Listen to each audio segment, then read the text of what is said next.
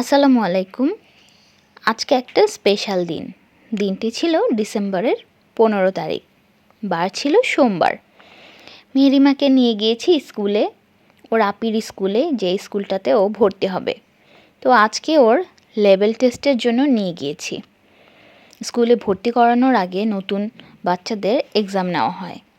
তো এই লেভেল টেস্টে যদি কেউ পাশ করে তাহলে তাকে ভর্তি করতে অ্যালাউ করে। তো আজকে ছিল আমার মেহরিমার জন্য লেভেল টেস্ট ডে।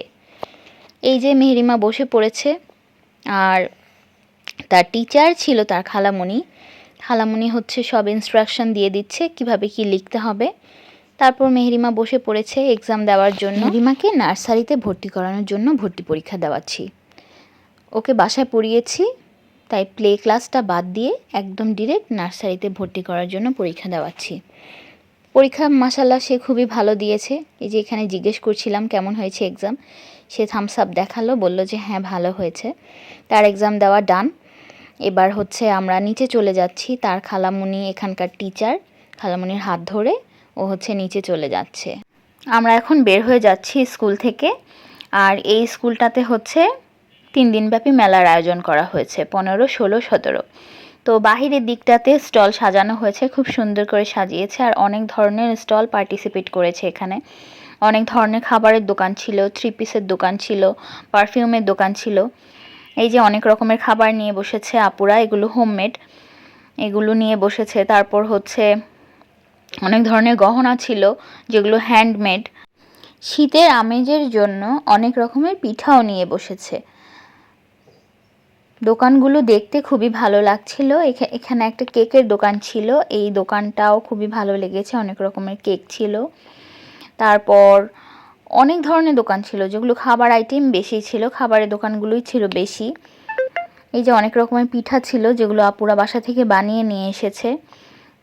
তো চারপাশে দেখতে খুবই ভালো লাগছিল, বাচ্চারাও খুব এনজয় করছিল। আর এবারই প্রথম এত বড় পরিসরে মেলার আয়োজন করা হয়েছে। আর বাইরের দিকটাতে ছিল নাগরদোলা, নৌকা, যেগুলো বাচ্চারা দেখলে খুবই খুশি হয়। ড্রেসের দোকান ছিল, আর 3 পিসগুলোর দামও ছিল খুবই রিজনেবল। ড্রেসের পাশাপাশি আপুরা হিজাব, খিমার এসবও উঠিয়েছে স্টলগুলোতে। আর ছিল অনেক ধরনের জুয়েলারি যেগুলো খুবই কম প্রাইসে বিক্রি করছিল। তারপর এই যে অনেক ধরনের ড্রিঙ্কস ছিল, খাবার ছিল, যেটা প্রথমেই বললাম। পারফিউমের একটা স্টল ছিল, এখানে অনেক রকমের পারফিউম ছিল। সব মিলিয়ে মেলাটা খুব সুন্দর করা হয়েছে। আমার বাচ্চারাও ঘুরে ঘুরে দেখছিল আর খুব খুশি হচ্ছিল। আমার মুনতাহা তো এই স্কুলে পড়ে, সে তো এরকম পরিবেশ দেখে, এরকম মেলার আয়োজন দেখে খুব খুশি হয়েছে। আর বলছে মা দেখো কত কিছু নিয়ে বসেছে। খাবার আর ড্রেসের স্টলের পাশাপাশি বই নিয়েও কিন্তু স্টল ছিল। এখানে ছিল বাচ্চাদের জন্য বই, বড়দের জন্যও ছিল বই। সব মিলিয়ে মেলার আয়োজনটা খুবই সুন্দর হয়েছে। আর স্কুলটা হয়ে গিয়েছে একদম উৎসব মুখর একটা পরিবেশের মতো। স্কুলটাকেও খুব সুন্দর করে সাজানো হয়েছে। এই যে এখানে টিচাররা তাদের নিজেদের হাতে বানানো সব ধরনের ক্রাফট ওয়ার্ক করে স্কুলটাকে খুব সুন্দর একটা রূপ দিয়েছে। স্কুলের এন্ট্রেন্সে একদম সুন্দর এই ওয়াল ডেকোরটি বানানো হয়েছে, যেটা ছিল বিভিন্ন ধরনের কালার পেপার দিয়ে ক্রাফট ওয়ার্ক করা। সব মিলিয়ে স্কুলটা খুব সুন্দর করে সাজানো হয়েছে এবং মেলার আয়োজনটাও খুব সুন্দরভাবে করা হয়েছে। তারপর আমরা চলে আসলাম সেই কেকের শপটার সামনে। মেহরিমা বলল যে কেক খাবে, তাই ভাবলাম যে ওকে একটা কেক কিনে দিই। একটা জার কেক নিলাম, এটার দাম ছিল 40 টাকা। তারপর এই স্টলের ওনার যে আপুটা ছিল সে বলল, আপু 1 পিস রসমালাই কেক ট্রাই করে দেখেন। এই রসমালাই কেকটার দাম ছিল 100 টাকা। কেকটা আমার মুনতাহা প্রথমে ট্রাই করে দেখলো, সে বলল যে হ্যাঁ মোটামুটি ভালো। তারপর ওরা 2 বোন মিলে কেক খাচ্ছিল। আর ওই আপুটার সাথে পরে কথা বললাম, তো সেই আপুটা জানালো যে তারা সব সময় সব মেলাতে পার্টিসিপেট করে থাকে, এবারই প্রথম এই স্কুলে পার্টিসিপেট করেছে। আর তাদের সব কেকগুলো সে নিজে হাতে মেক করে। তো পরে আমিও একটু খেয়ে দেখলাম যে কেকটা কেমন। পরে ওদের বাবাও একটু খেয়ে দেখলো, হ্যাঁ দেখলাম যে মোটামুটি ভালো। তারপর চলে আসলাম টেলার্সের দোকানে মেহরিমার ড্রেস মেক করতে দেওয়ার জন্য। আঙ্কেল প্রথমেই ওর মাপ নিয়ে নিল।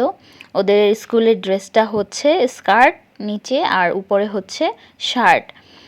তো এটা বানাতে দিয়ে দিলাম, আর উনি আমাদেরকে রিসিট দিয়ে দিল। আর এই আঙ্কেলটা আমার হাজব্যান্ডের পরিচিত ছিল, তাই আমাদের থেকে অন্যদের থেকে কম রেখেছে প্রাইস।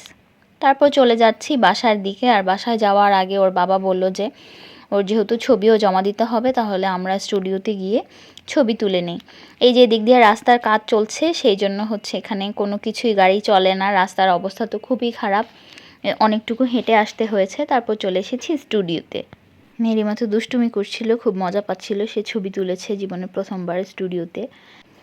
তারপরে যে এখন বাসায় চলে যাব, আর সিঁড়িটার দিকে দেখেন, সিঁড়িটা দিয়ে যে তারা কিভাবে প্রতিদিন ওঠানামা করে আল্লাহই জানে। পরে যে আমরা একদম বাসায় চলে যাচ্ছি, রিকশায় উঠে গিয়েছি আর বাসায় চলে এসেছি। তো এই ছিল আজকের ভিডিও। আল্লাহ হাফেজ।